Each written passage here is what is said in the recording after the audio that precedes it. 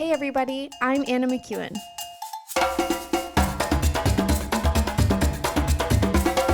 And now for Bob Switzer with the Epic Narrative.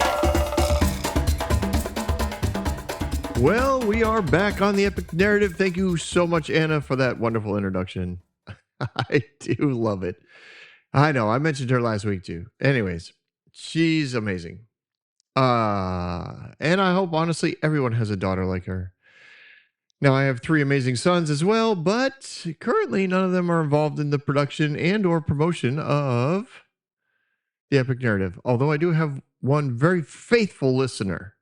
The other 2 just know I do something on the. They know Dad has a podcast. Oh, busy lives, those guys. It's crazy when you're as old as I am. At the time of this recording, I'm fast headed into my 60th birthday. But it's interesting because all my kids are like in their 30s, and it's like, wow, they're like old. They all have kids, they all have jobs, responsibilities. They're awesome. They're living life amazing. Anyways, today we're in Joshua chapter 10. Now, this is a famous story because this is when the sun stands still. Drama, physical miracle, nature shifted, all because God wanted to release Joshua to kill more people. At least, that's what I remember being told as a kid. Like this was amazing. This was General Joshua, and God steps in and miraculously gives him more time to kill everybody. And I thought it was great because Joshua's a good guy, and everybody else who doesn't love God needs to die. At least back in the Old Testament. That's just what I no, they didn't actually say that, but that's really the essence of the Sunday school lesson. That was it. God's on your side. And when he's on your side, he does miraculous things so that the people who aren't on God's side can, have horrible results of their horrible choice to reject God. I see these memes now, at least periodically, cross my feed that are like, they kind of make fun of that whole mindset of like, if a guy says this, hey, it shows a picture of a guy and a girl talking to each other, and the little bubble over his voice is, I really, really love you, and I want to spend my all eternity with you, and the girl's like, I don't love you, and then he's like, okay, then I'm going to kill you and torture you forever. And it's like the meme is like, it's creepy when he says it, but when God says it, it's like some evidence of his deep love for you. I don't know. It's weird how we have just mispresented that for so many years. All right. That has nothing to do with Joshua 10. All right. Joshua 10. So I'm going to read you a few verses, which is, how this goes. This involves a lot of names. Here we go. Now, Adonai-Zedek, king of Jerusalem, heard that Joshua had taken Ai and totally destroyed it, doing to Ai and its king as he had done to Jericho and its king, and that the people of Gibeon had made a treaty of peace with Israel and had become their allies. He and his people were very much alarmed at this because Gibeon was an important city, like one of the royal cities, and it was larger than Ai, and all its men were good fighters. So Adonai-Zedek, king of Jerusalem, appealed to Hoham, king of Hebron, and Beriam, king of Jarmuth, and Japhiah, king of Lachish, and Debri, king of Eglon. Come up, help me attack Gibeon, he said, because they have made peace with Joshua and the Israelites. And the 5 kings of the Amorites, the king of Jerusalem, Hebron, Jarmuth, Lachish, and Eglon, joined forces. I know some of you are just dying out there. I'm dying inside. I just figured I'm going to go for it. They moved up with all their troops and took up positions against Gibeon to attack it. So these are leaders, right? These are leaders of either large tribes or cities. There's 5 total. The king of Jerusalem is the lead. And why does he want to take the lead? Because he's upset that Gibeon got a treaty of peace. Now, what we see again is the reputation of Joshua is that he will kill, burn, and destroy anything that's in his way. That's how Joshua is representing the kingdom of God on earth. Whether you want to fight us like Ai, or you don't want to fight us like Jericho, it doesn't matter. I will wipe out your city. I will kill all your people. I will plunder all your valuables, and then I will burn it down to the ground, and I will stick the king on a pole out in front of the city until nighttime, and then I will bury him under a pile of rocks in front of the city so that everybody knows, do not get in my way. It's better just to, abandon your cities and go somewhere else to live forever, because this is the promised land that God has given us. And I know I've said it every episode. This is why, from anybody's perspective outside of Christianity and Judaism, Joshua is a dictator tyrant who is followed by a boatload of religious zealots who will do whatever he says and will kill anybody in their way. Now, he's upset. The king of Jerusalem is upset because somehow Gibeon got this treaty. Now, we know they got it because of deception, and we know why they needed deception was for that same reputation that Joshua has. And he's upset because they did what everybody else was trying to do and figure out a way to keep peace in their country. So he decides, let's go punish Gibeon for being selfish, for not basically taking us into this peace treaty, and for taking out of our possibilities of control their mighty army, which evidently had a good reputation. So at some level, the king of Jerusalem is kind of being selfish. He's like, man, if they're in a peace treaty, then they can't fight with us. And maybe they were counting on their army for future battles. So they go down with this force to meet Gibeon.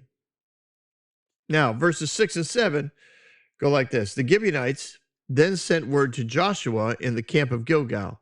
Do not abandon your servants. Come up to us quickly and save us. Help us, because all the Amorite kings from the hill country have joined forces against us. So Joshua marched up from Gilgal with his entire army, including all his best fighting men. All right. So the Gibeons decide to not do battle. They're going to keep their troops safe. I find that interesting. They're not going to join Joshua in battle. They basically have said, well, we've laid down our arms. We now have to depend on you to do all the fighting for us because you've made us woodcutters and water carriers. They take advantage, obviously, of this new treaty.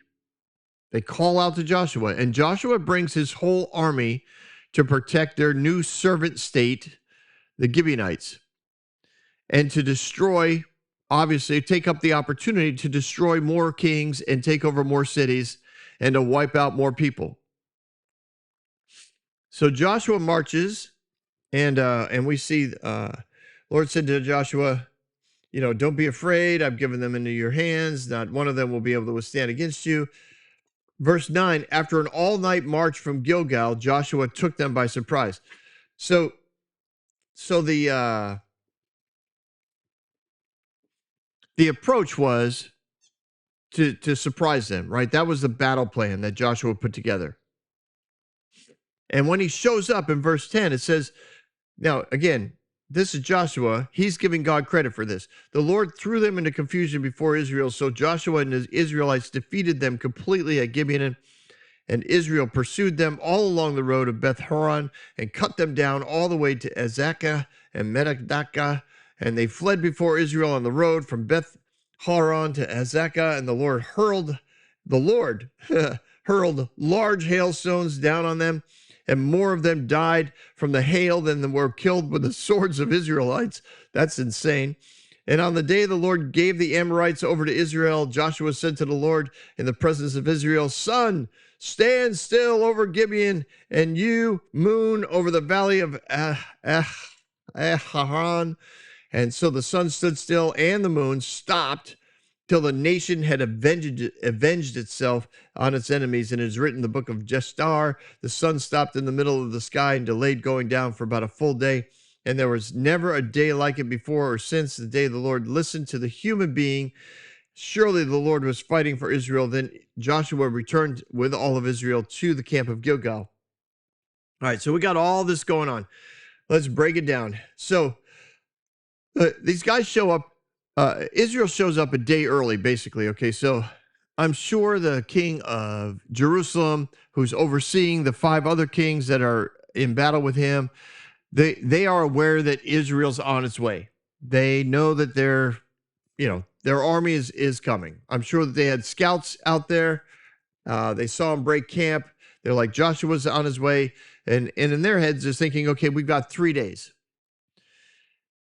But Joshua does what do they call it? A forced march? I think that's what it's called. But basically, they march all night, which doesn't sound like a lot of fun.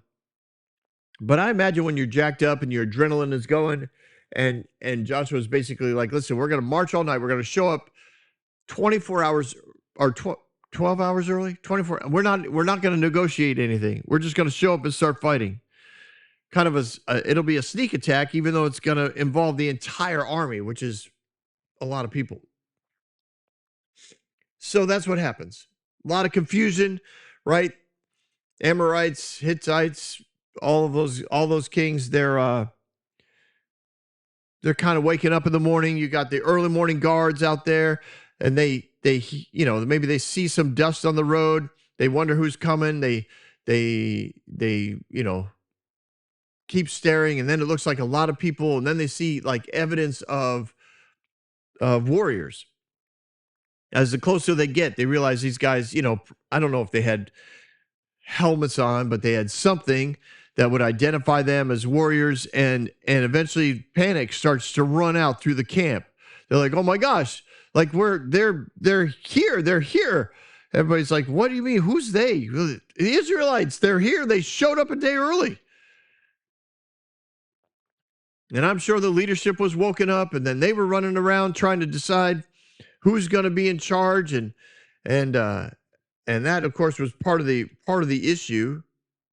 There was no clear leadership, no one in command of the actual battle, because they probably figured they had a whole day to plan it. They probably were like, well, let's get a good night's rest. We'll meet up in the morning. We'll talk through some battle plans. We'll decide whose army is going to stand where. We'll decide, what valley we're going to do it in. And like all these decisions that are normally part of the battle plans and wars were all trashed because Israel showed up early and didn't stop and just kept coming. So the men without clear leadership started falling back, and then eventually they started running. And when you run, it wasn't just like you ran willy-nilly all through. It was like a defensive run. It was survival. It was run, hide in a ditch, see a break in the crowd, run some more, maybe get into a quick one-on-one battle. If you can tire them out or punch them, poke them, do something just so that they can't chase you, and then maybe you kill them. But your main goal is not to move forward. Your main goal is to move back and be defensive and survive. So there's a lot of running, a lot of killing, a lot of running, a lot of killing, a lot of swinging of swords and threats and punches and rocks thrown, all that kind of stuff. And then I have down here for verse 11. And the Lord hurled hailstones down on them, and more of them died from the hail than were killed from the swords of the Israelites. Because of course God is out here killing people, because that's what God does. I mean, that's their perception of who God is. And so hail shows up, and evidently it was big. I mean, I've seen videos, recordings of huge hailstorms, whether it was in California or foreign countries, and it's like they look like at least golf balls. Sometimes they're baseball size hail, and I think, no, like if you got hit with that, like it would be like being stoned to death. You would slowly die over multiple internal injuries and bruising. Like it sounds horrible. It's a horrible way to die. But evidently this was God's choice of a way to kill people. I'll just stone them all to death with blocks of ice. I obviously, as you guys know, if you listen to the epic narrative, I don't think this is God at all, but Joshua's giving him credit for it. And then it says, verse 12, like sometime during this day. Now remember, they got there first thing in the morning. So I don't know if it's noon. I don't know if it's 11. I don't know if it's 3. Sometime during the day, Joshua calls out to the Lord. No, he doesn't. Sorry. Said to the Lord, yeah. Let's read it. Okay. On the day that he gave the Amorites over to Israel, Joshua said to the Lord in the presence of Israel. So evidently he calls this out loud so everyone can hear it. And he commands the sun and the moon to stand still. So evidently they were both out. So the sun and the moon stood still. They stopped till the nation was able to avenge itself. And it is written down in this book. And the sun stopped in the middle of the sky for about a day.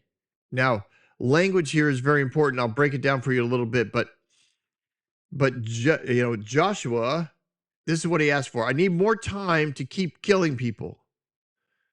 So I need the sun and the moon to stop. In verse 13, the sun stood still in the middle of the sky for about a day.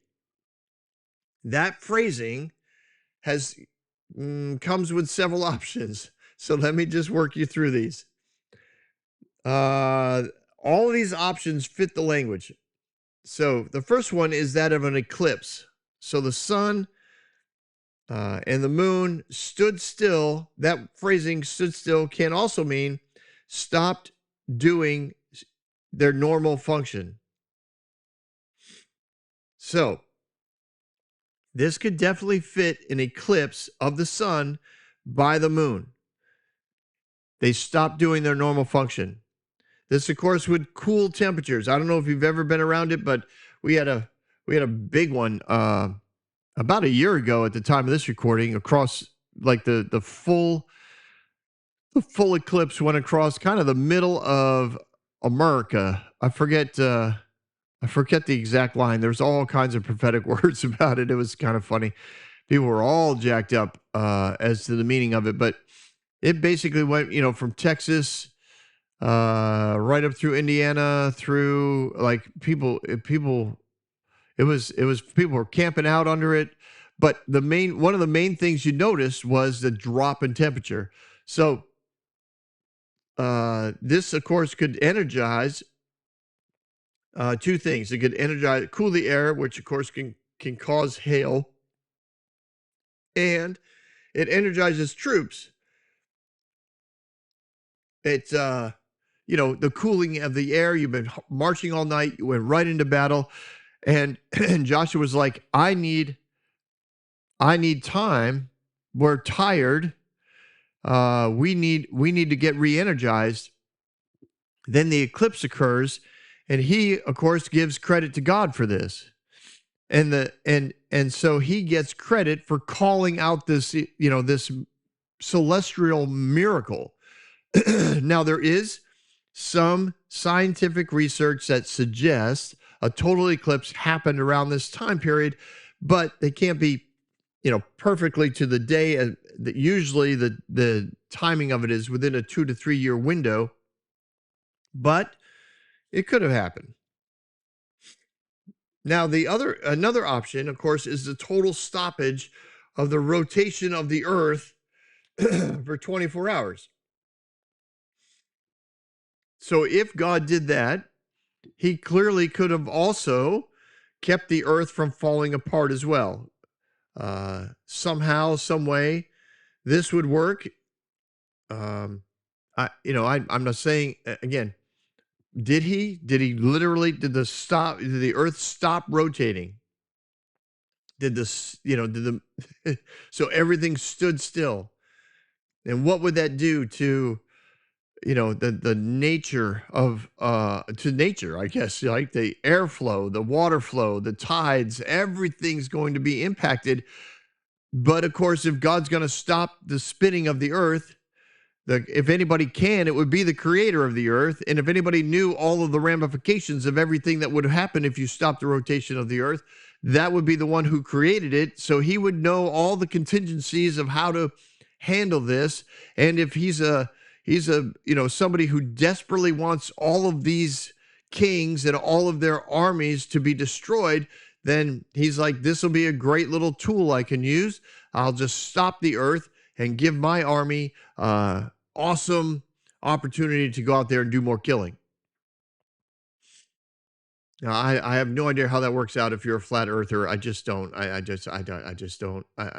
But maybe maybe as a flat earther, you can write in at thebobswitzer@gmail.com and let me know how that would work.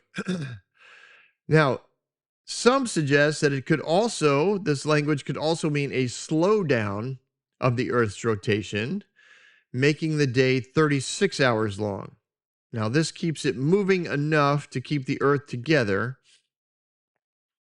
And as with the others, there is some who see the timeline of days are off by about 10 to 24 hours in the study of the stars. Now, other cultures have oral traditions, not written, oral traditions of a exceptionally long day about this time in their histories. Chinese oral traditions speak of this. India's oral tradition speaks of this.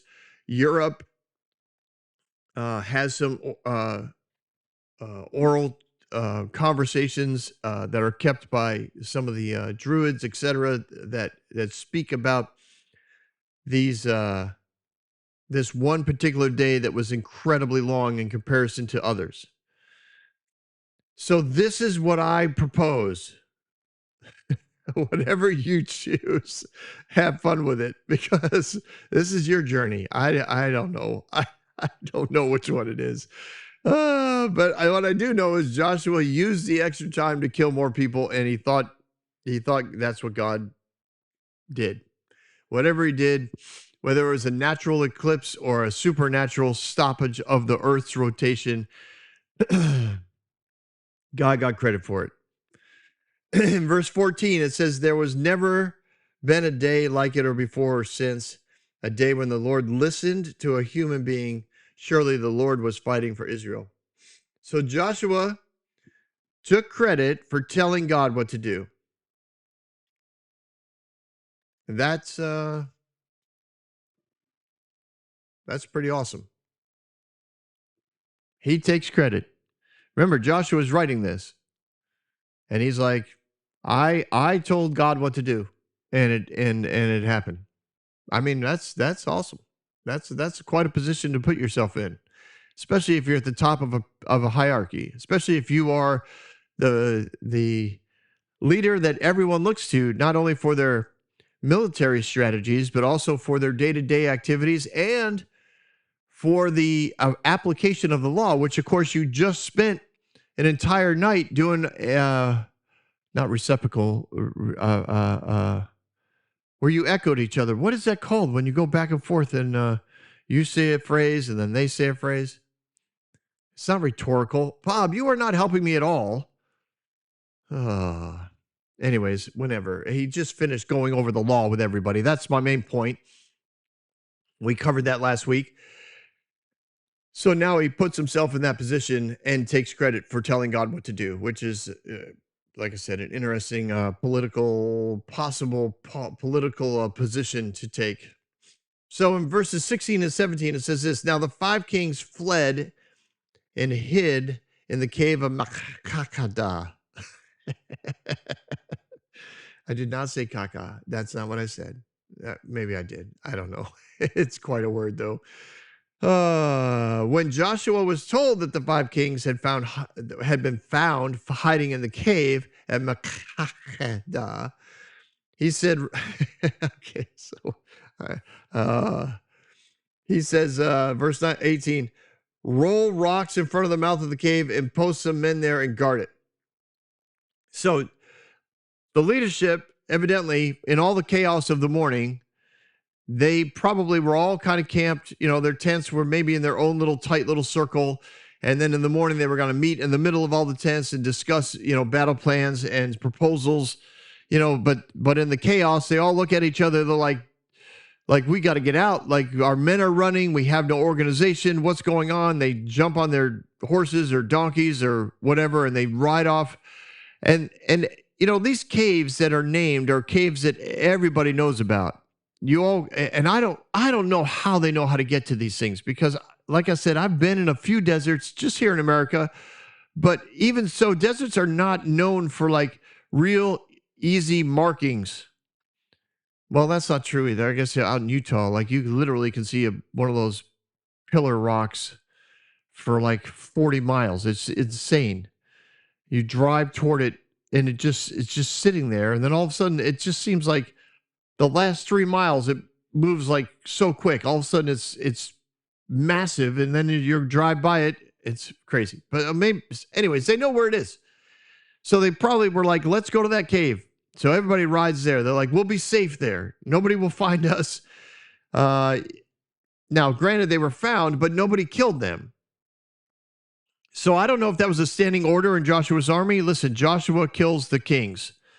Bring the kings to Joshua. Don't kill the king. They did that in Jericho. They did it in Ai. So maybe it's a standard order. Kings go to Joshua. Joshua kills them himself. Or potentially, maybe they had a couple guards with them in case. I have no idea. Bottom line is they get found. Word spreads back to Joshua. They bring him that word. The kings are in there. He's like, all right, roll rocks in front of it. I don't want them trying to get out. And then put guards in front of the rocks. So basically, he imprisons them. Verse 19, don't stop pursuing your enemies. Attack them from the rear. Don't let them reach their cities, for the Lord your God has given them into his hands. So he senses victory. All their leadership now is trapped. Nobody's going to take command of this army. They are going to be lost and twisting, dying in the wind for hours. He's excited. He's like, we've got them. Now just kill everybody that's left.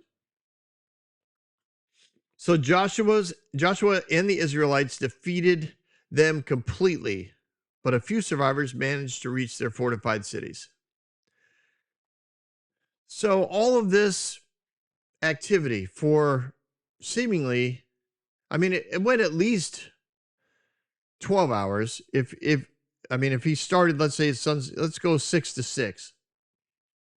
Starts at sunrise, 6 o'clock-ish, arrives at the battle site, does battle for 12 hours, chasing people all through. He flanks them on one side, he traps them on another, just does whatever has to be done in order to win the battle and wipe out everybody. There's a few guys who managed to get away. They hid under a rock. They found the right ditch. They were missed by guards who were, looking for enemies. Whatever the case may be, a few of them got out, got back to their fortified cities and lived to tell the story. But at the end of the day, it's considered a complete victory. In verse 21, the whole army then returned safely to Joshua in the camp at Makakatha, which of course is where the cave is. And no one uttered a word against the Israelites. I find that an interesting phrase because I didn't know anybody would utter a word against the Israelites. Everybody that would have been dead at this point. But what it basically means is that after the battle, There was great fear in the people. And they feared even saying something that could get them killed. I'll let that sink in.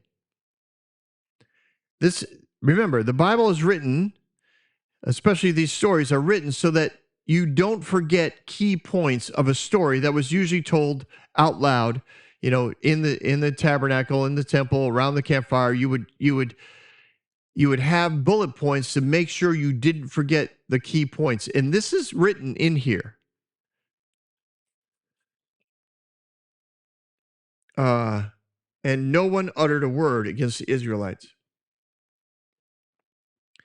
That means that there were times people who weren't super happy with the leadership of Joshua and the decisions he was making. Maybe they felt like he was over the top. Maybe they looked at the peace treaty and said, we don't have to do battle. We could do peace treaties with everybody. Maybe there were a few people who were like, what Joshua or, what Moses used to talk about, you could take a couple different ways. Whatever the case may be, when the battle was done, it's pointed out no one said anything against Israelites. No one wanted the leadership to think they weren't 100% behind them. And they did so because they were afraid. They were afraid of what might happen to them. Religious hierarchy does this all the time. We talk about their desire for loyalty, their desire for control. This is one of the things that they check on all the time. Have you said anything against me as a leader? Do you think that, that I'm doing a good job? And if you say no, then you're being disloyal. But if you tell anyone else you're not doing it, that the person isn't doing a good job, you're disloyal and you're going to be disciplined for it. And usually they try some intimidating thing like, well, listen, my door is always open. You can always come in. You can tell me anything you need to say. You can say to my face. I can handle it. This is not a big deal. But don't go talking about me to other people. Don't question my leadership amongst anyone else, because there is no need for them to know that you aren't happy with a particular decision. You and I can talk about that behind closed doors. And usually what that means is their general purpose is, I can get you behind a closed door and I'll intimidate the snot out of you. And even though you may come in here strong enough and bold enough to say something like, I don't think we're doing this right, I will convince you through basic bullying tactics that I am doing it right. And in the end, you will at least agree to never disagree with me ever again. Because it's the mere fact that you're going to end up back in my office and having to listen to me prattle on and on about why I make such amazing decisions, it's discipline enough. You never want to come back. So being fearful about disagreement with the leadership is not unusual in a hierarchical system. We have to be careful of these kind of systems, and we have to be careful of these kind of leaders. But here's the deal. A lot of these leaders were trained at seminars and conferences that used Joshua as an example of how to be a good leader. Fascinating. All right, verse 22. Joshua said, open the mouth of the cave, bring out the 5 kings to me. So they brought the 5 kings of the cave. The kings of Jerusalem, Hebron, Jarmuth, Lachish, Eglon. And they were brought, these kings, to Joshua, summoned all the men of Israel, and said to the army commanders who had come with him, come here and put your feet on the necks of those kings. So they came forward and they placed their feet on their necks. And Joshua said to them, do not be afraid. Do not be discouraged. Be strong and courageous. This is what the Lord will do to all your enemies you are going to fight. So he takes this opportunity, to have another famous verse that people put up all over their kitchens and churches everywhere. Then Joshua put the kings to death and exposed their bodies on 5 poles, and they were left hanging on the poles until evenings. And then at sunset, Joshua gave the order, and they took them down from the poles and threw them into the cave where they had been hiding. and the mouth of the cave, and they placed huge rocks in front of there, and there they are to this day. Fascinating. Same pattern. But first, before he sticks them on a pole, he humiliates them. He has them the commanders of his army put their feet on the necks of these guys. He humiliates them publicly. And basically, he's showing all the men that this is how God behaves. God humiliates his enemies. God kills his enemies. God buries his enemies in a nondescript, unmarked grave in the middle of the desert where they can rot and turn to dust because God does not care about people who don't love him. Fascinating picture of the kingdom of God here.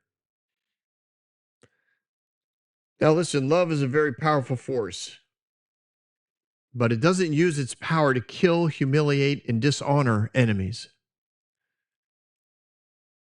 Light is a powerful force, and it may expose some things, but it doesn't do so under the motive of causing this kind of distress and fear.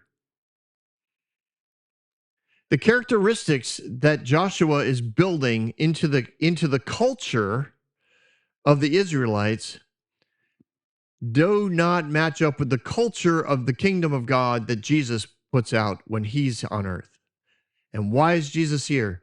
Because he said, I need to show you who the Father is because you got it wrong. You have pictured him as something that is not true. And now I'm going to show you what he's like. The Father comes to bring life and bring it more abundantly. That's the culture that Joshua was challenged to bring to this new land. But instead, he brought kill, steal, and destroy, which is the culture of the enemy.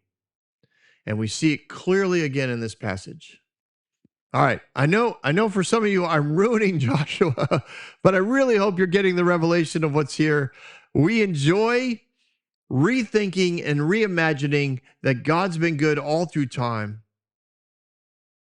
But in doing so, we have to change the way we read things, or the way we see things when we read things. Anyways, I hope to see you again next week on the Epic Narrative. Don't go anywhere. We've got Bob Thoughts.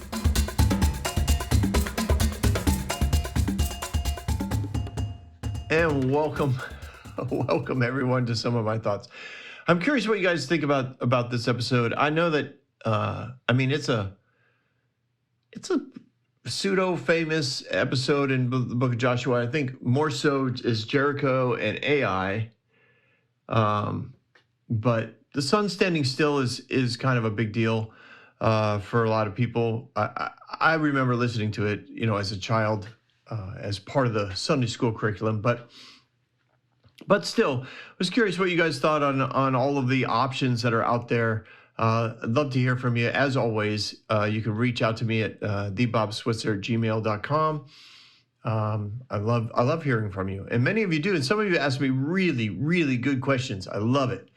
You're in the process of kind of deconstructing and reconstructing your faith, and the Epic Narrative just gives you this place to be like, what if? What if?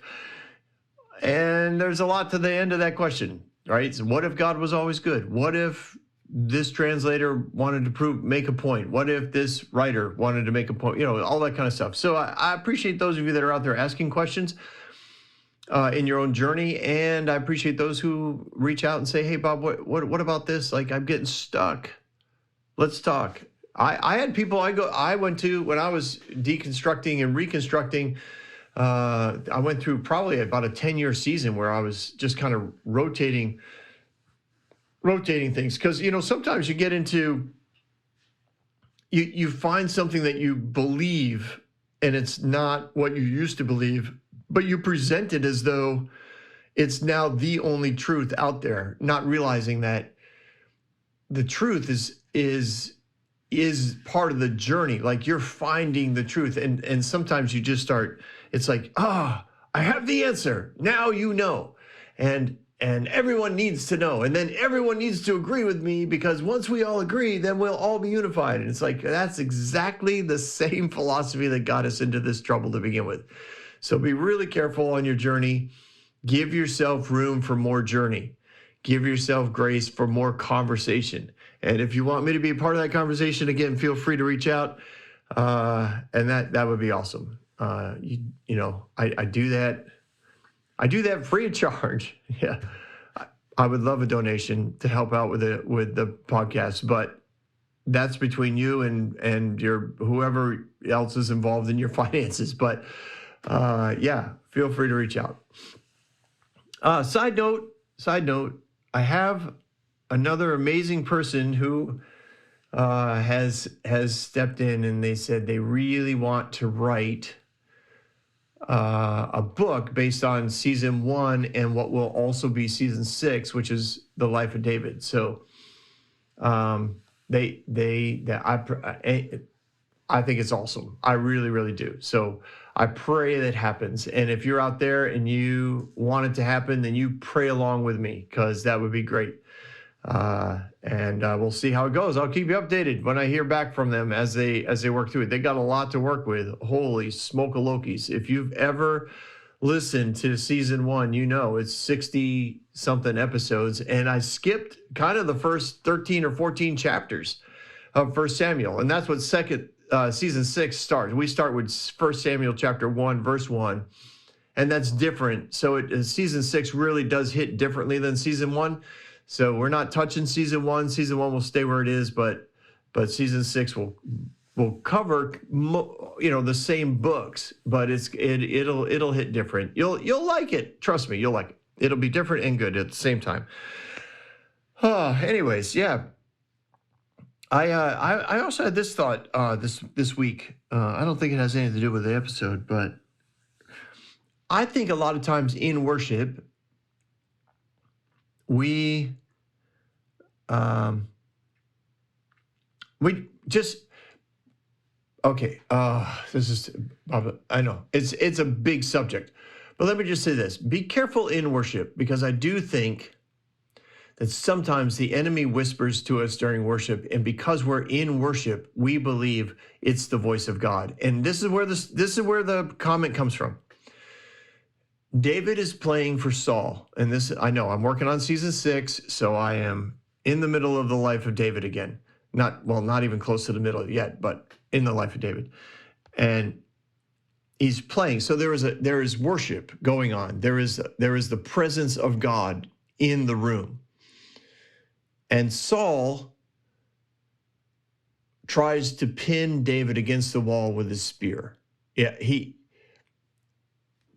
and I believe there's a good possibility that while Saul is, I am sure, in a place of peace, he feels the anxiety of fear and control leaving him. He's enjoying what David does, and who wouldn't?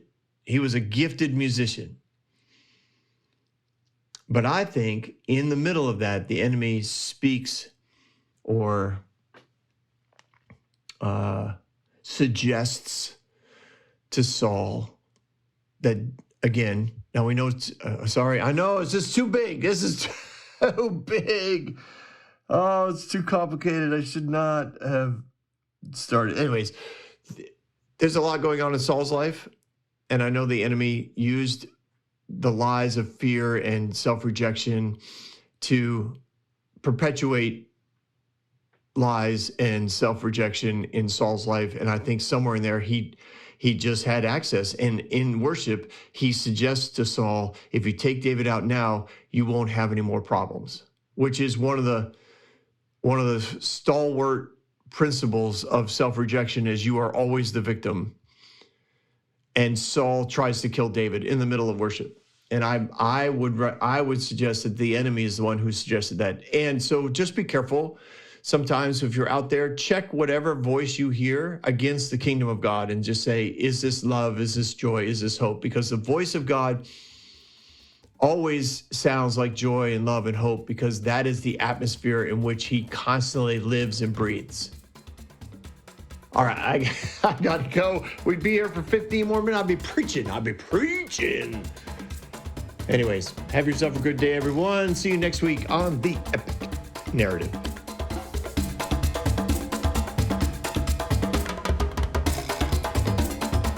Hey everyone, thanks for listening. If you like what you heard, you can subscribe to this podcast on any platform you use. You can also reach out to Bob for questions or booking at thebobswitzer.com or email him at thebobswitzer@gmail.com. See you next week, guys.